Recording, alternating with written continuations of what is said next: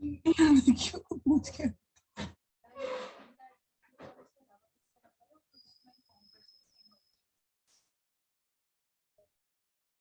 खाना तो कुछ पढ़ के आई है।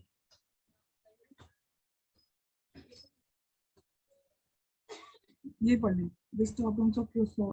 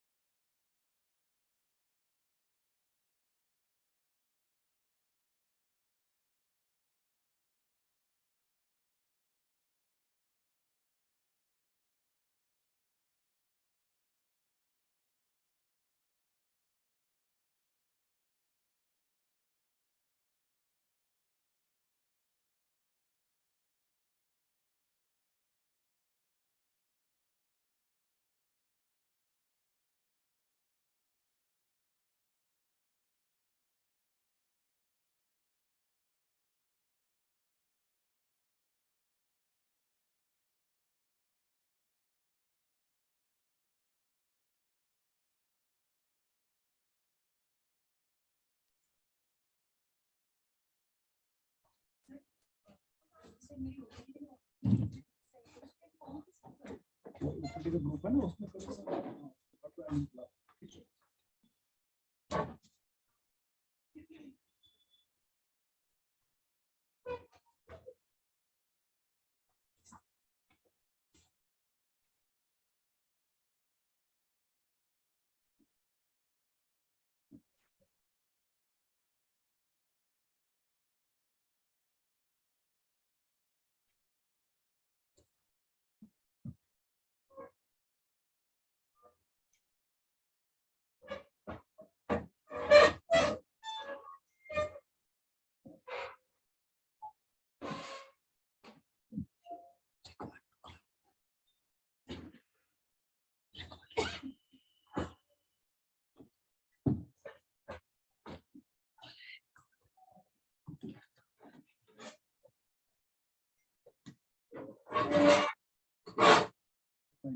की तार लग गई है।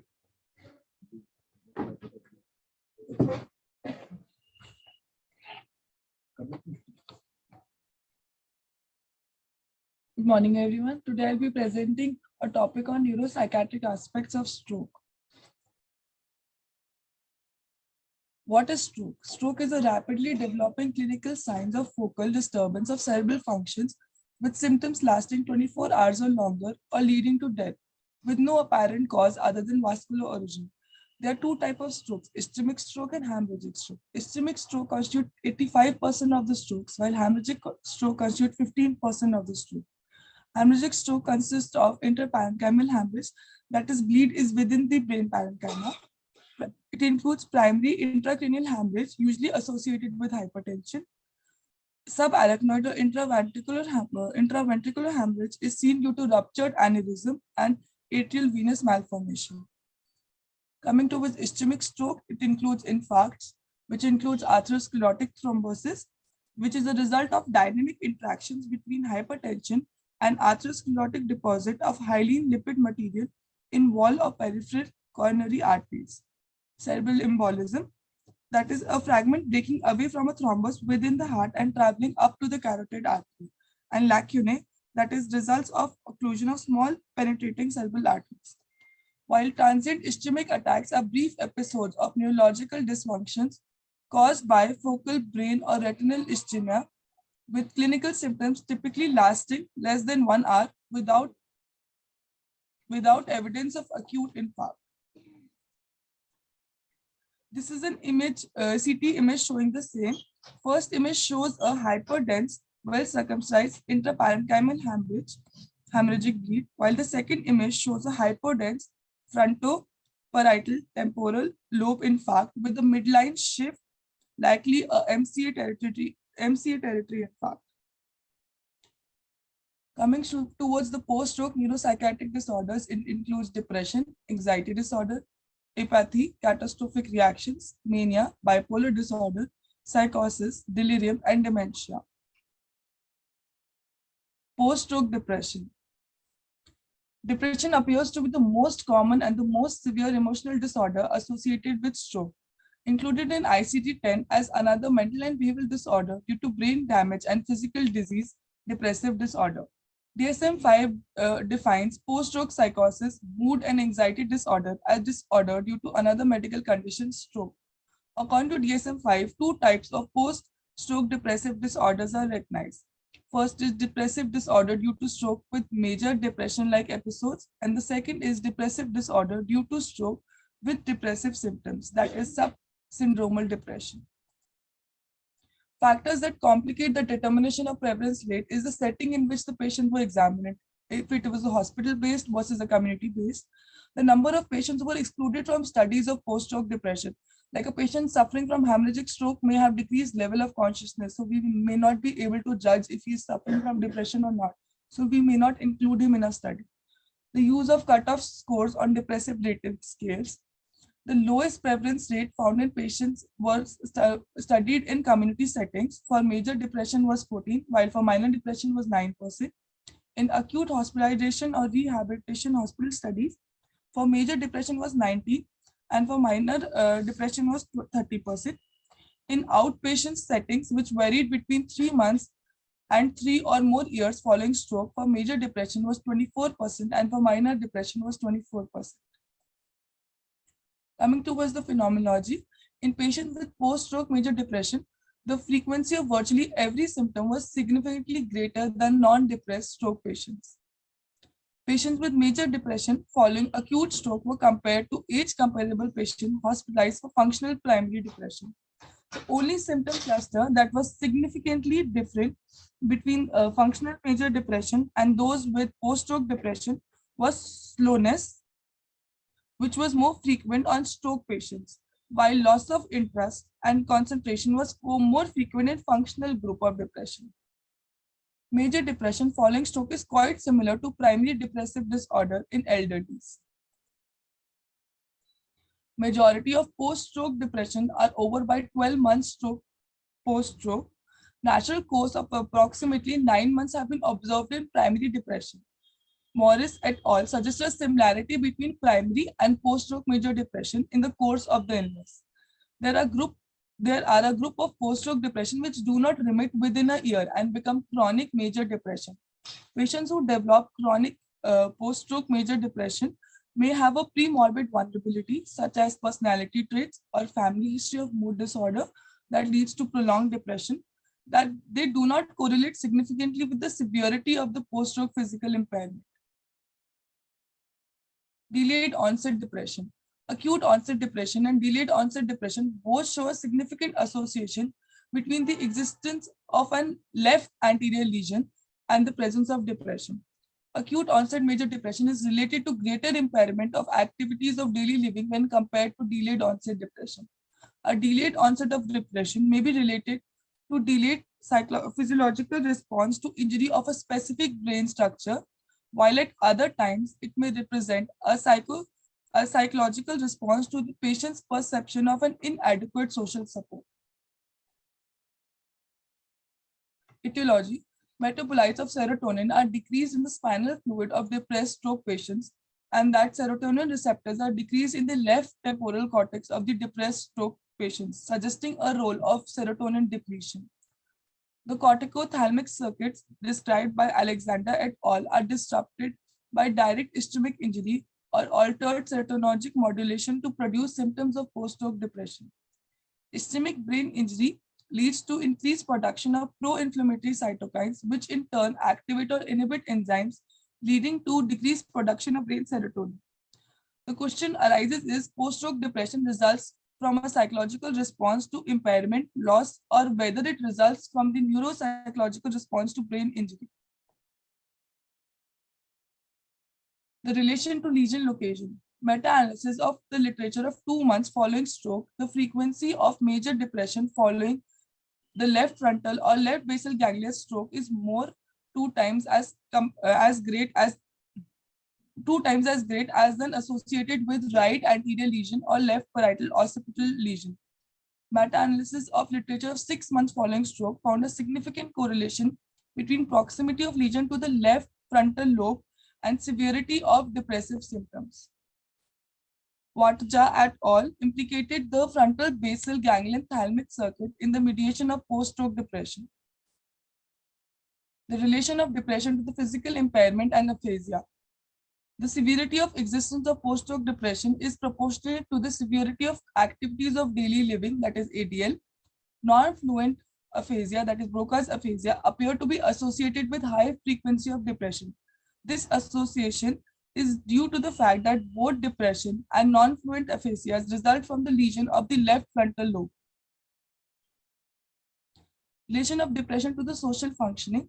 Patients with poor social support appear to be more likely to develop depression, and patients who are depressed are more likely to deteriorate in their social functioning. Therefore, there's an interactive relation that changes over time. In acute stroke, impaired relations with the patient's closest others and limited social activity prior to the stroke are associated with depression. At 3 to 6 months, post-stroke depression was related to fear of economic stability and limited social activities. Post-stroke fear of loss of job satisfaction were predictive of depression at 1 to 2 years follow-up. Suicide. Esdale et al. Studied relations between stroke and suicide in Denmark from 1979 to 1993. A database of 114,093 patients with stroke discharged from patients during the study period was taken.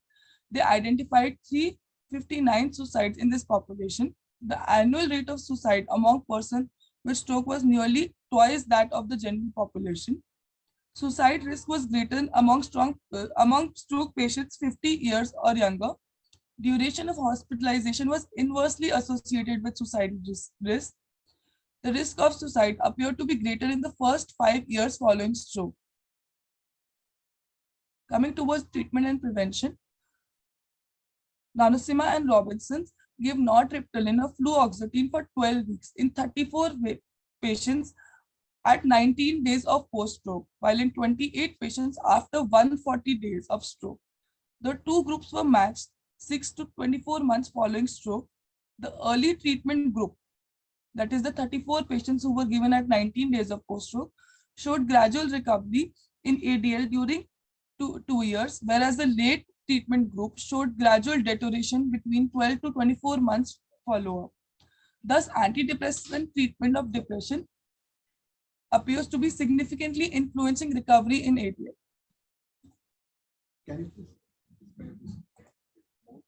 So they did a study in which they took 34 patients and 28 patients. In 34 patients, they started medications at 19 days post-stroke. All patients is prophylactic or only in depressed patients? Sir, only in depressed patients.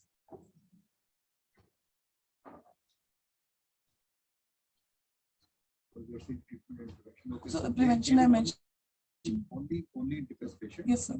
34 patients, they started 19 days post-stroke. And in 28 patients, they started a bit later on when they saw that ADL was recovering. So ADL was recovering during 2 years, whereas in late treatment group, there was deterioration. Yes, sir. In 12 to 24 years, although they were started on treatment after 140 days.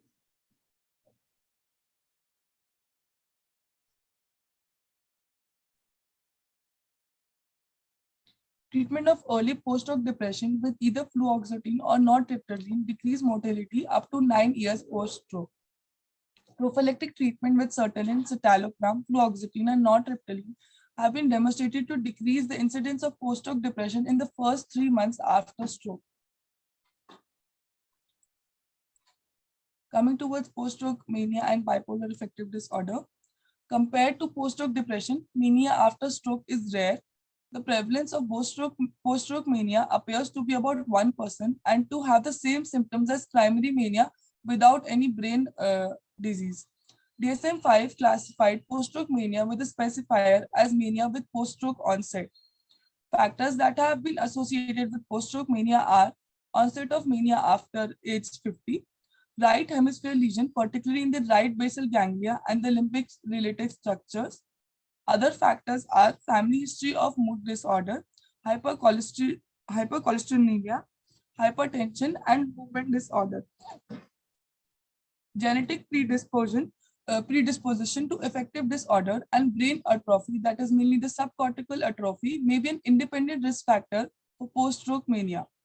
Patient with mania following brain injury had a prior episode of depression and therefore a bipolar course was seen. Bipolar disorder was found to be associated with subcortical lesion, while mania was only associated with cortical lesion, mainly involving the right orbitofrontal and the right inferior temporal cortex. And significant larger lesion volume was seen in mania. Lithium remains the first line of treatment for post-stroke mania as it is for primary mania. Coming towards post-stroke anxiety disorder, anxiety disorders are common in patients following stroke in both acute hospital settings and in chronic outpatient settings. The frequency of anxiety disorder, including those that are comorbid with depressive disorder during acute stroke period was 21% and in outpatient setting was about 20%. Approximately half of the patients with anxiety disorder have an accompanying major depressive disorder or minor depression. Phobia disorders and general anxiety disorder were the most common anxiety disorders seen. They were more commonly seen in females.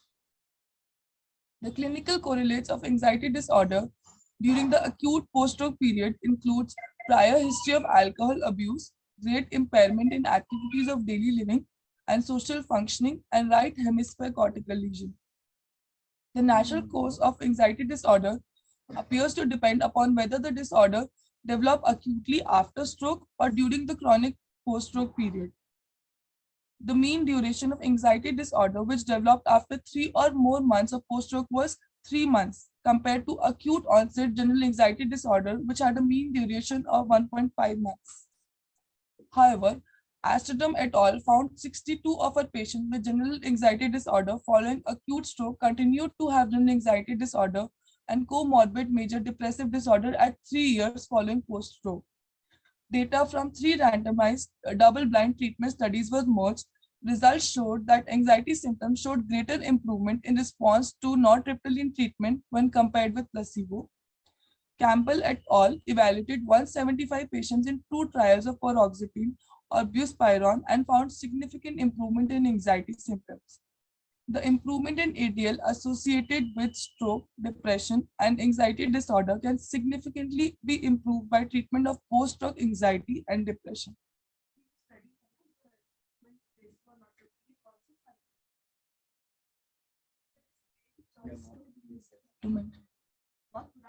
CTB से लिया था, clearly mentioned. In some cases, images also are not being even classical, they are still being allocated. That should be there if they could.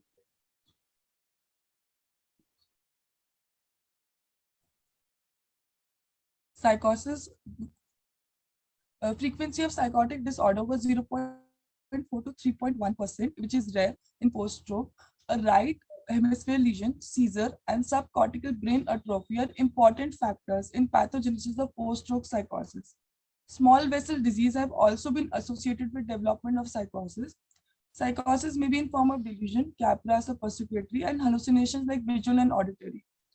Majority of patients showed agitation and confusions. Report have suggested that 2 basic approaches to treatment, that is utilization of anticonvulsant therapy and antipsychotic medications. Catastrophic reactions. The sudden onset of anxiety, tears, and aggressive behavior, swearing, displacement, refusal, de-announcement, and compensatory boosting constitute as a syndrome referred to by Goldstein as a catastrophic reaction. Lesion is involving the basal ganglion. It occurs predominantly in patients with major depression associated with anterior subcortical lesion. These reactions can be disruptive to families and social functioning. No diagnostic criteria is available for this reaction. This intense emotional reaction is usually provoked by a stressful situation, such as cognitive testing, and typically subsides within a few minutes. It is seen more commonly if familial and personal history of psychotic disorder, mostly depression, is present. Effective treatments have not been established for catastrophic reactions. Treatment consists of prophylactic and supportive measures. Apathy. DSM-5 does not include diagnostic criteria for this condition. Apathy is defined by the absence or lack of feeling, emotion, interest, concern, or motivation. Frequency of apathy is 9 to 50%. Depression occurred up to 40% of patients with apathy. Apathy may involve biogenic amine dysfunction and interruption of afferent pathways passing through the basal ganglia and the internal capsule. A 2013 meta-analysis of 221 stroke patients found that apathy was associated with older age, depression, and cognitive impairment. The frequency of apathy did not differ with gender or the stroke type, if it was ischemic or hemorrhagic, or even the lesion location, if it was left or a right hemisphere lesion. Based on a sample size of 237 patients with hemorrhagic or ischemic stroke, it was found that apathy was a strong predictor of poor functional recovery from depression. Apathy following stroke have been treated with nortriptyline, bromocriptine, methylphenidate, amantadine, and selaginine. Administration of antidepressant medications such as escitalopram proves helpful for the prevention of post-stroke apathy. Pathological laughing and crying. The prevalence rate varies from 6.3 to 16.9%. It is characterized by a sudden onset of crying or more rarely laughing, which is out of proportion to the conversation or situation in which the emotional reaction has occurred. It mostly lasts for a few seconds to few minutes with no residual feeling of sadness or happiness.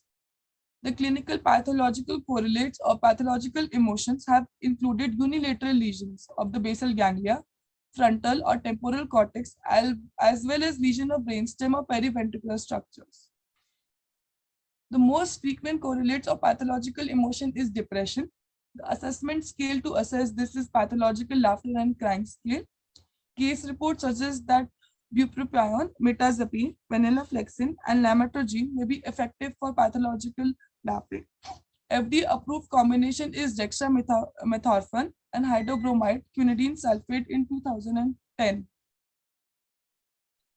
The vascular neurocognitive disorder, the only DSM disorder that are specific for cerebral vascular disease are major or minor vascular neurocognitive disorder. In DSM-4, it was described as vascular dementia. Prevalence varies from 6 to 32%. Lifetime prevalence of vascular dementia increases with advancing age. Cognitive impairment due to vascular disease is expected to occur in the presence of multifocal motor or sensory deficits.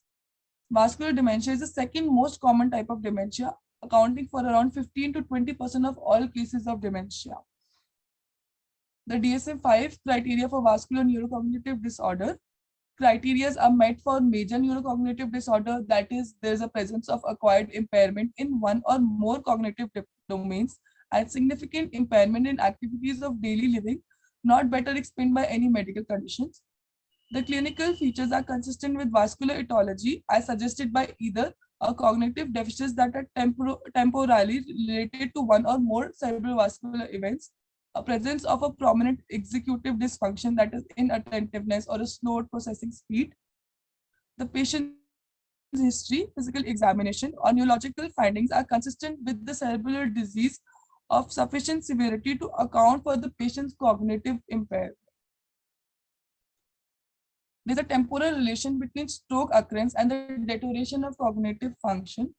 The probability of recurrent stroke is approximately 7% per year.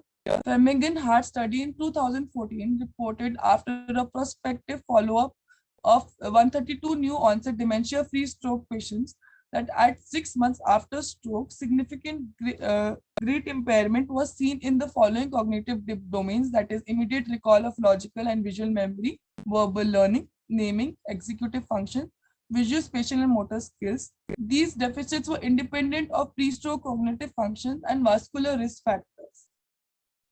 The treatment's main strategy is to modify risk factors for further changes for cerebral vascular accidents. Use of antihypertensive, lipid-lowering agents such as statins, smoking cessation, and prevention or careful management of diabetes mellitus. Treatment may also include antidepressant agents, cholinergic agonist, example donepezil, antidepressant aggregating agents, antiplatelets aggregating agents, statins, and neurotropic factors. These are the reference for my presentation. Kaplan and So, CTP. So, CTP Kaplan only. yes, I haven't put it.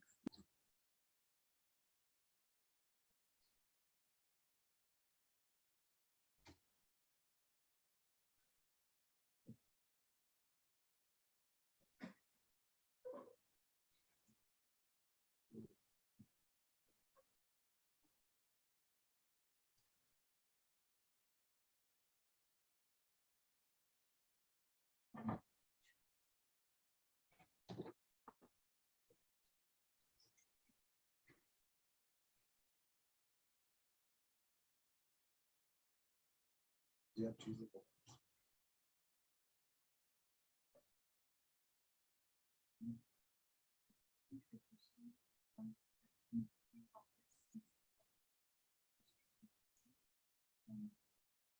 The treatment having seen the symptoms of the reduction in the volume of EMPs. But again, it is not known whether it is a consequence of this treatment. That is another thing.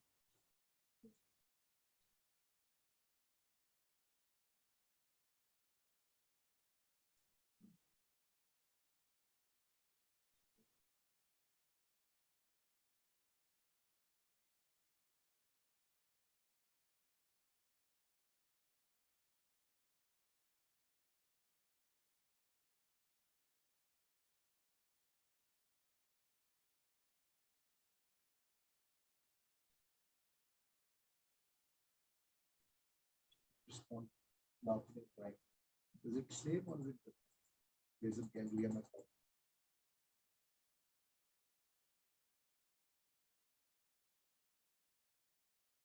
The patient that you saw, so what treatment was prescribed?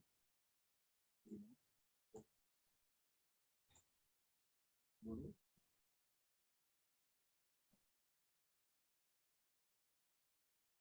What should we do in this case, in such cases?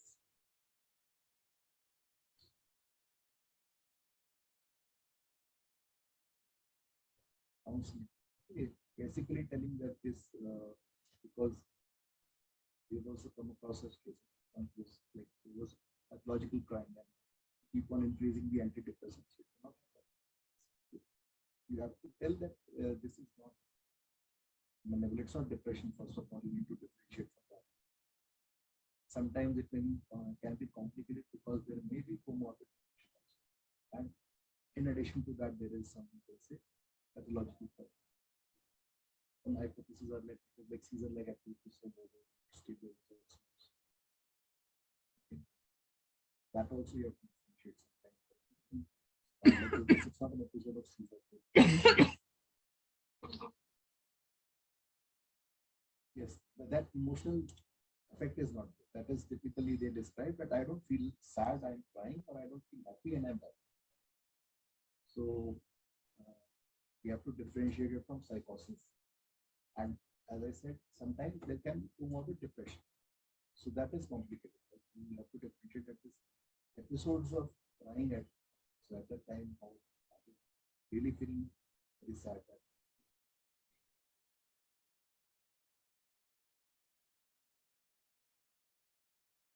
Yes.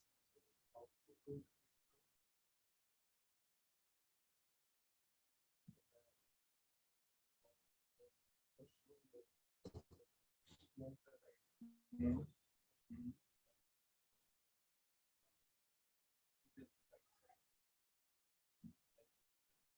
Okay.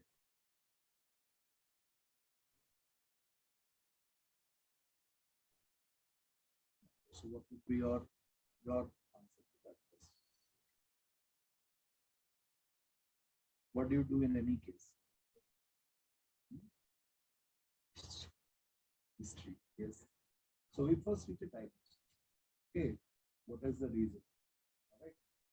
So we first take a history, go for a diagnosis, whether there is some painful condition, decreased sleep, insomnia, okay, acute stress reaction. So that you have to differentiate, right? Before we reach out to anything else, but we have to first see that the patient is comfortable. Okay. What is the reason for her moaning throughout the night? Insomnia, acute stress, pain, okay, incontinence. So all these things you have to differentiate for the. It's the same as any other. Same as you have to rule out any psychiatric causes, and if you identify any other cause, for example, the patient wasn't sitting, yes. So you say that we need a neurology reference for that, or find something else patient developing bed sores. So you have to look at this. Ask the caregiver जैसे कि होता है ना, she may be unable to turn, तो वो pen होता है, bed sores सीधे नहीं होते, तो shifting a position every 1 hour, 2 hour, say cushions, things like that.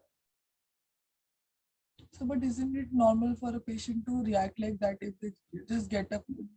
What everybody expects that we come and give some medication and make the patient okay. But isn't it normal for a patient to react like that after? Yes, it is normal, like in the sense that we have to find out if there is anything that is amenable to therapy.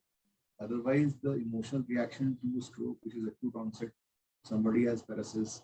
Okay, so that will be there, which will say change with time. So what you can do is you can counsel that things improve. Okay, so depend your information that you give should not be in contradiction to the treatment therapist, but you should say that you should talk to the therapist, talk to your main clinician, and in our experience, these things improve also. So and then people also adjust slowly. Initially, they will be in that state of shock or trauma. It is expected.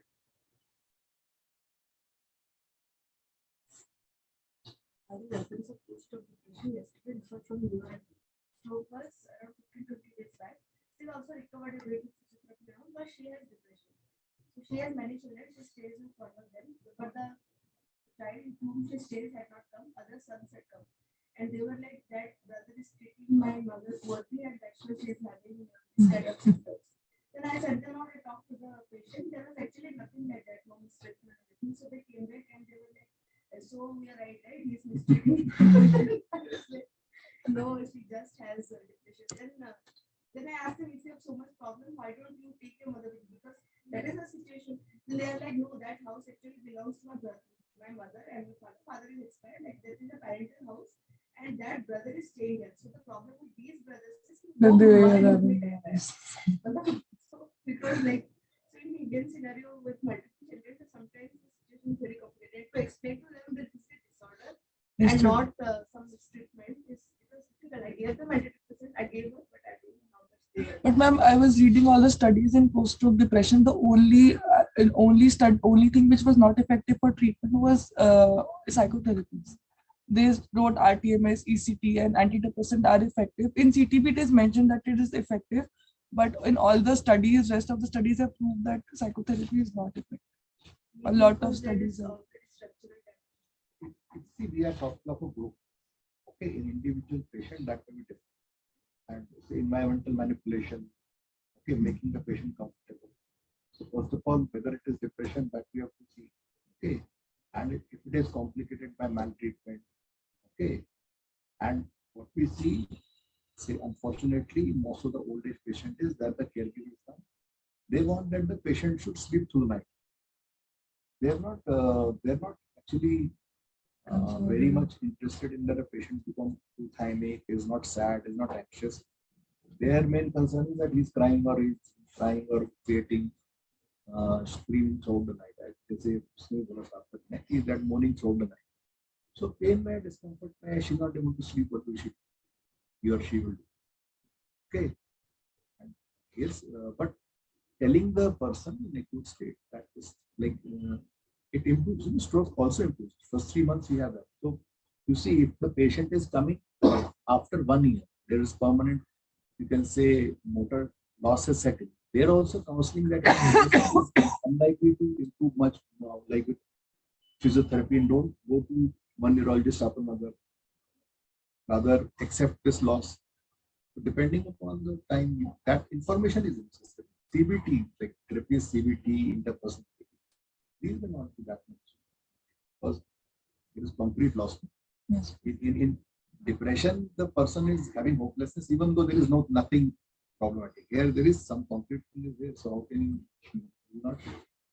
That's why it is not only psychotherapy, even pharmacotherapy. The prognosis is poorer than normal depression in post-stroke, but it is better than no intervention.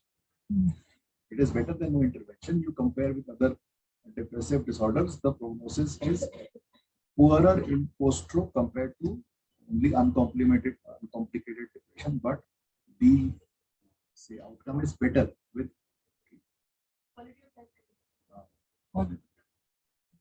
and in such cases, if you will identify these are very good areas for research because fortunately, unfortunately, these are orphan disease disorders. So what is the effect of interventions? You will find that in normal population, there are a number of studies. And in such populations, the studies are less. So if you like somebody wants to take up cases like in post-stroke depression, in fact, one medicine resident is not doing cases this year, like incidence of post-stroke depression. So the research is less. Not that. There are no clear-cut guidelines because pharmacotherapy, SSRIs, for example, they can increase bleeding rate. What should we do? The clinicians themselves are not clear. उसका reference share कर लें. Hyponatremia and what actually is the concrete outcome in bleeding, that is also उसका reference share करना is not knowledge. Yes. Okay. That I also want to know because that time I also was interested not in the study 34 140 28 days for 140 days का उसका भी मुझे outcome से वो लग रहा है कि भाई उसमें नौशिमान लॉरेंस हाँ तो ये है कि like deteriorated in comparison to what है ना like it is like कि you जैसे ऐसा लग रहा है कि आप 28 डेज पे देना है अगर जल्दी दे दोगे तो इट इज ओके पर अगर देर में दोगे तो आउटकम कैन बी वर्स तो देना नहीं चाहिए if after 4 months if you are having then don't give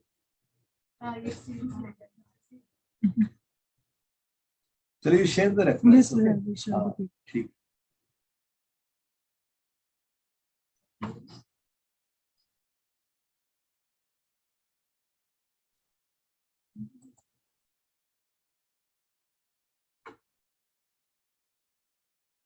comment your comment first.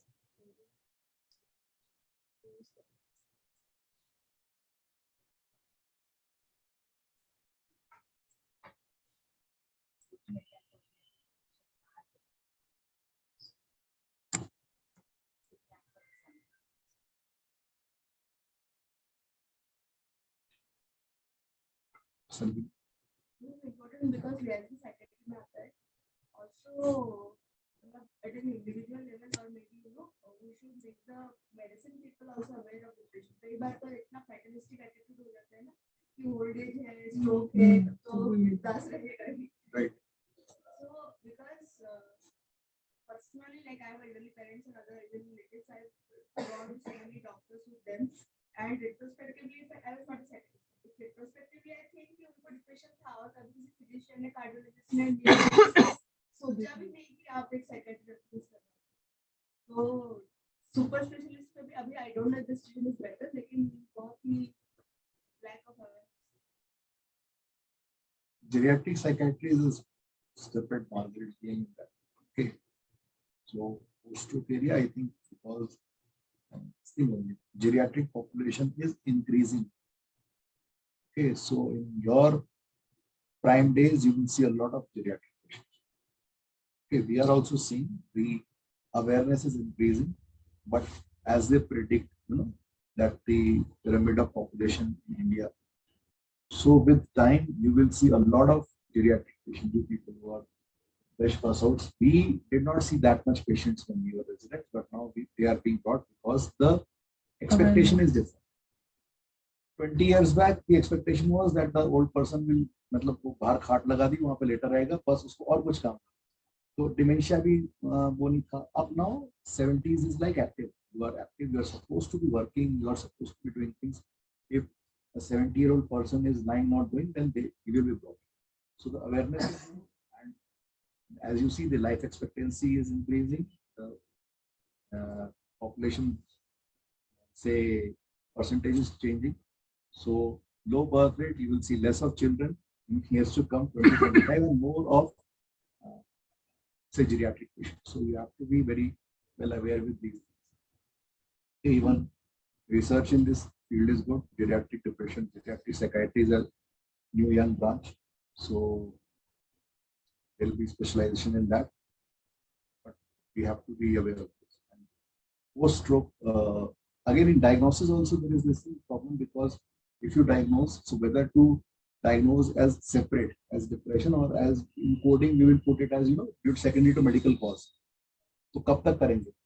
अगर 6 months के बाद आएगा तो हम उसको डिप्रेशन अलग से डायग्नोज करेंगे या सेकंड टू स्ट्रोक करेंगे, उसमें भी क्लैरिटी नहीं. So they have not given any specific guidelines. तो टाइम फ्रेम नहीं ना, अगर किसी को स्ट्रोक हुआ 2 years बैक हुआ तो I may diagnose it just as depression, but the disorder is different. वो तो है कि पोस्ट स्ट्रोक हुआ तो it is not the same outcome prognosis it changes. पर ये कि अगर जस्ट 3 weeks 4 weeks हुआ है, then we are more likely. And depression के अलावा बाकी साइकोसिस में या तो we are more likely to put it secondary to other problems. So there is still gray area in that also. That is okay. So in children and in elderly, non-pharmacological intervention we should always consider, because the other thing is polypharmacy, because they will be getting treatment for anticoagulants, they'll be getting antihypertensive. So whatever medication you give will be add-on. So we have to particularly monitor the liver and the renal functions before you prescribe any medicines. For example, pregabalin we are very easily given, but it has only renal excretion. So you have to take care of renal function, liver function before you prescribe that. And say interaction with the medications.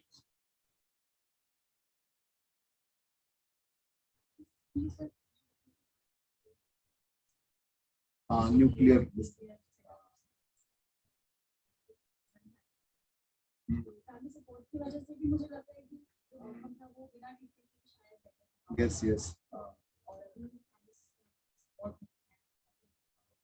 बहुत problems है हमारे पास. कई बार patient आते हैं कि वो पहाड़ में ऊपर अकेले रह गए और साइकोसिस है या कुछ ऐसे है, बच्चे सारे नीचे आ गए.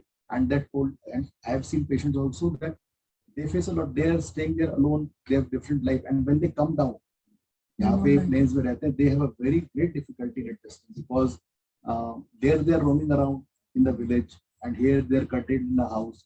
So there is a lot of claustrophobia. So these things are certainly okay.